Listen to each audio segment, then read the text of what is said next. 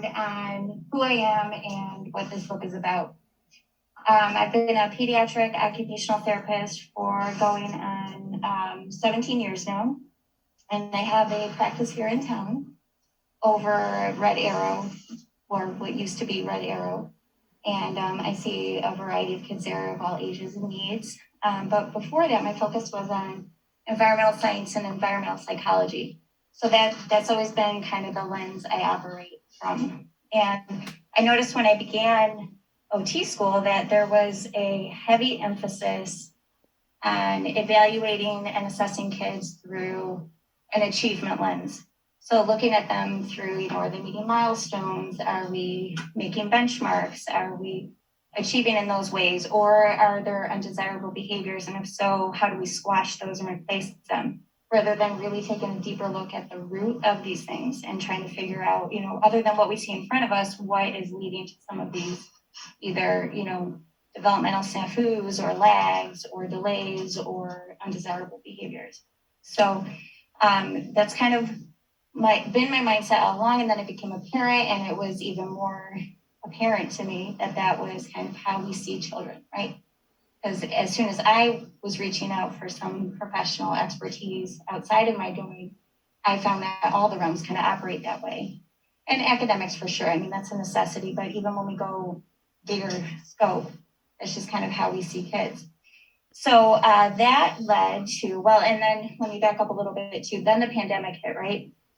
And we started seeing all sorts of things from our kids that we hadn't seen before. And, their behaviors changed. They were dealing with a whole lot of stuff that we didn't know how to respond to because it was new. We were struggling at the same time. So I thought, we all know as parents and as educators and people with children in our lives that there's a lot of things that influence who they are. There's a lot of things that influence the way they behave, the way they grow, the way they're developing. But we didn't really have a way to measure that. So I thought, hey, pandemic project. And I developed with one of my colleagues this model, which is the Family Environmental Assessment Tool, which just kind of gives us a visual way to conceive of all of the influences in their lives. So I'm going to pass around kind of a snapshot of the model. You can see that it's cyclical because growth is cyclical, right? We all go through stages. And if you kind of imagine a baby, toddler in the center here, they're going to go through all these stages that feed into their foundation, their ability to connect, their availability for growth, and their resilience. And then it kind of spirals out because each stage of development scaffolds on the last. So that's why this is a circle here. So I'm going to pass this around along with a little flyer. And we'll get back into the meat of it in a minute. So just hang on to it. So the tool was a success, and I was using it with my colleague in professional consultations and with clients. It was really helping us pinpoint some areas that we needed to focus on. It was bringing some new things to light. But I was hearing from other people, from friends particularly, who had the assessment that it was helpful showing them where they should look, but then they didn't know what to do. And so, I have only so many openings in my practice and only so many opportunities to partner with people and come up with plans. So I thought, I'm going to just expand on this and write a book. So that's where the book comes from, which is called Widen the Lens, Hidden Forces That Shape Kids. And what it does is it just goes through those domains that you're looking at in front of you, those areas of growth that you're looking at in front of you in a little more detail. And it provides some pointed questions. It provides some real life stories as they apply to kids of all ages and situations, and gives you some action points, basically, to propel you forward. So let's go through it a little bit more. And just for the sake of starting somewhere, we're going to start with foundation, even though, again, it continues in a cycle. So the foundation piece has two very important parts to it, but the very most poignant, important aspect of it is health. And that doesn't just mean that, your kid has a diagnosis or they have some acute illness or anything like that. We all know what it's like to not be at our peak health in terms of physical wellness, right? So if we're under a lot of stress, maybe we're not sleeping well, maybe we're not eating like we should, maybe we're battling something, and it's just kind of invisible. Whenever those things are impacting us, whether or not we really take a look at it and really try to understand why we feel the way we feel, it impacts all of our interactions. It impacts the way we move through our day. It impacts our availability for just participation, right? So that's something to take a look at for our kids. One of my earliest examples as a parent was teething, and I'm sure you guys can all relate. Your toddler, your baby just turns into a beast, right? They stop sleeping, they're ornery, you just can't understand what happened to my sweet child. And then all of a sudden that tooth pops through and it all makes sense again. So there's just sometimes an undercurrent of health issues that we may or may not be aware of. And that's true for our kids and it's true for us too, right? And if we're not able to feel our best, we're not participating and engaging with our child the way we might if we were feeling good. The next domain there is family expectations. So I warned my husband that I was going to use him as an example here, and I don't know if he's listening or not. So an example, well, just real quick, this area talks about messaging, basically, family messaging. So, if we're clear on our messaging for what our family values and what we expect our children to value, then they're able to move forward with those expectations. When the messaging is mixed or a little bit unclear, it's up to the kid to kind of decide, and we have to figure out what they're reading from our communication and therefore what they're outputting. So my example for my family is one parent may have more emphasis and more value placed on academics.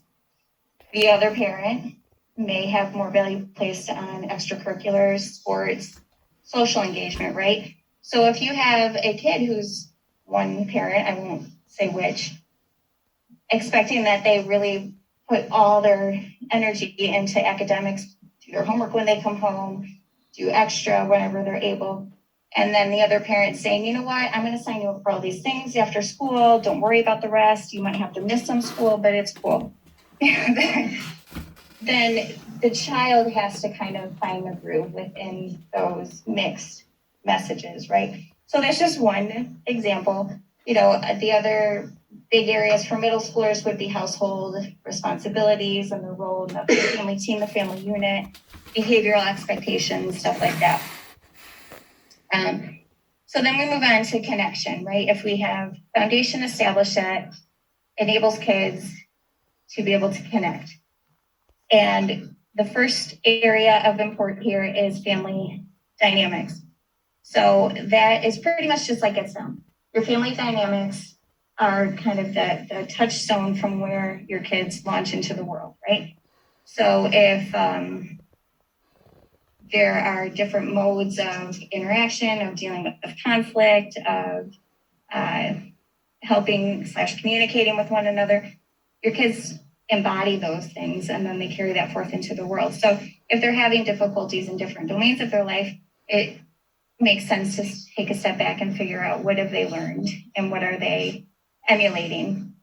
And that's kind of the bigger picture. Really easy example, at least from my own life and maybe yours too with middle schoolers, is how easily a mood can permeate a family. And so if you have a moody preteen, it's crazy how quickly their mood can kind of infiltrate the rest of the family. And when it's day after day, it's week after week, it's month after month, that kind of changes the vibe of the house. And so that's something to take a look at too, how each other's behavior influences one another. And there's no relationship that occurs in isolation in a family. If there's tension or conflict in one partnership, you better believe that everybody else in that house is reading that vibe and picking up on it and is changing kind of the way that they're feeling and the way they're behaving too. So I think this might be a good time to pause. Are there any questions? Does this make sense? I always love hearing from people how things might be resonating in examples they might have from their own situations. The preteen mood one, probably, maybe. Yeah. Well, and yeah, I hesitated to say, but it doesn't get better. For those of you who are, not quite in the teen years, it doesn't get better. And then you have a preteen and a teen, that shifts the whole dynamic, right? Yeah. Kim knows. All right. And they shift on a dime sometimes too. Yeah. Yes. And I mean, we're adults. We know that it's not personal. We know that hormones are involved and we know that it's to be expected, but it doesn't help in the moment. Especially when your kid's really good at pushing your buttons and knows just what to say to you. Yep. Or likes to needle their siblings too. And then everything just kind of expands, right? Okay, so for the sake of time, we'll move on. The next stage then in the cycle is growth. So we have foundation, the foundation is laid, kids are better able to connect. And then once those connections are healthy and solid, that enables their capacity for growth. And so this is kind of the stuff that we're accustomed to seeing when it comes to looking at kids and seeing how they're developing, right? So developmental stage is all that stuff that you're used to seeing with milestones, starting from the time that kids are babies, right? And they're helpful to give us a framework to see kind of whether we're on base or our kids are growing the way we would want them to, and puts up some red flags when they're not. But I just want to say here too, and it goes more into this in the book, that they're just big frameworks, right? Nobody knows your kids better than you. And hopefully their pediatrician and whoever else is on their team in their wider circle. But, it's important to be personal when we're looking at these lists and to have a little bit of grace around them because they're just impersonal frameworks. And the other thing to keep in mind too is that kids go through shifts where it's 2 steps forward, 1 step back sometimes. And especially for middle schoolers, we expect a lot of them. And, maybe you had a 5th grader who was pretty organized and put together and becoming independent, and then Churchville hits and everything falls apart and they're not remembering their homework and their relationships with their friends are floundering and you don't know what the heck is going on. And they're a mess. They can't remember to take out the garbage. They've been doing the same job for 5 years. What is going on?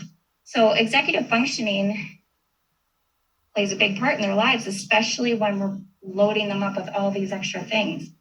And sometimes, just like, your baby's learning how to walk and suddenly their language nosedives, or, my classic example for parents in my practice is whenever there's a cognitive burst, so a brain growth spurt, their sensory system regresses.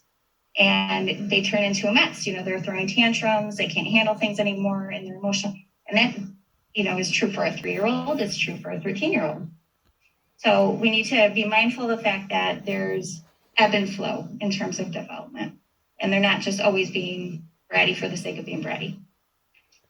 And then this next area and the growth wedge there is enablers and obstacles. And I honestly could have written entire book with just this here. So this is everything in the world that's feeding them tools either toward helpful growth or hindering their growth or, walking them in the wrong direction, right direction. It's everything from the environmental setup of your home to the, supplies that you provide, to the extracurriculars they have access to the academic programs at your disposal, to the extracurriculars that you have. So a really obvious example here is technology, right? It's a wonderful, wonderful tool, and we could do so much with it. And, it's mind-blowing if we think about all the wonderful access our kids have these days, on one hand. On the other hand,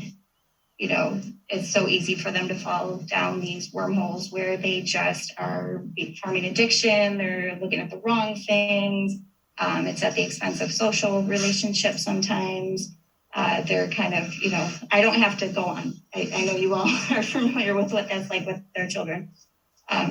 So the neighbors and obstacles, are usually a mixed bag, but those are some easy things to look at in your home and in your life and the places you can control. So what do they have access to? What's easily attainable? What's a little harder to get to? What do you put some parameters on, or what haven't you put parameters on, and how is that working?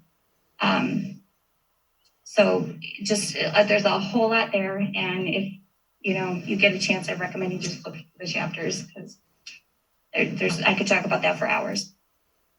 And then finally, the last area of the circle here is resilience.